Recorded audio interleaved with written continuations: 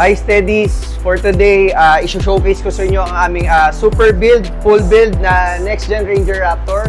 So papakita ko sa inyo kung ano yung mga kinabit namin dito. Actually, madami yan. Hindi ko na makabisado kung ano yung mga nilagay namin kasi nag-usap kami ni Daniel at saka ni Boss. Ipinakita muna namin kung ano yung mga lalagay namin and nagustuhan naman niya. So i-showcase namin sa inyo, ikot tayo, tingnan natin kung ano yung mga nilagay namin. Muna tayo sa unahan.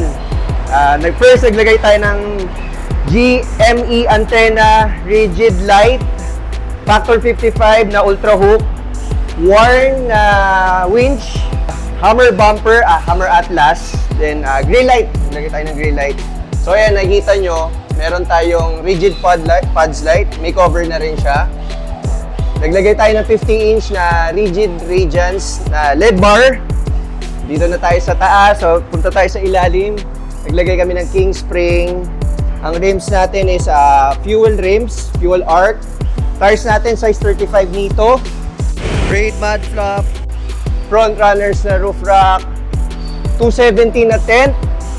Then ang ating hammer bed rack para makapaglagay tayo ng tent. Naglagay rin kami ng ARB tent, hammer tobol. Then yung likod niya is Hammer Nova series na bumper. Naglagay tayo ng T-step. Dito tayo sa right side, nagkabit kami ng recovery board, naglagay tayo ng recovery board, nabubulol ako. Then, shower tent. Ano pa ba yung mga naglagay natin? UVP sa ilalim.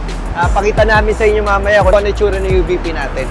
Balik tayo dito sa ilalim. Nagkabit nga rin pala kami ng Hammer E-board, Hammer UVP, yung bago natin na Icon na big brake kits. Ayan, and naglagay nga rin pala tayo doon ng DTE dito since bimigat yung Next Gen Ranger Raptor ni Sir, kailangan niya ng extra power, so naglagay tayo ng DTE. Punta ulit tayo sa harap, buksan natin yung hood. Naglagay nga rin pala kami ng hood damper, DTE for additional power since bimigat yung Raptor natin, naglagay tayong DTE. ARB compressor, PIA horn dito sa grill, naglagay tayo ng 4 na piraso dyan. And that's it. This is our full build, Steadfast Autoworks full build. If you're interested, message us at Facebook, Steadfast Autoworks, or visit us at Steadfast Autoworks, Makati City. Thank you.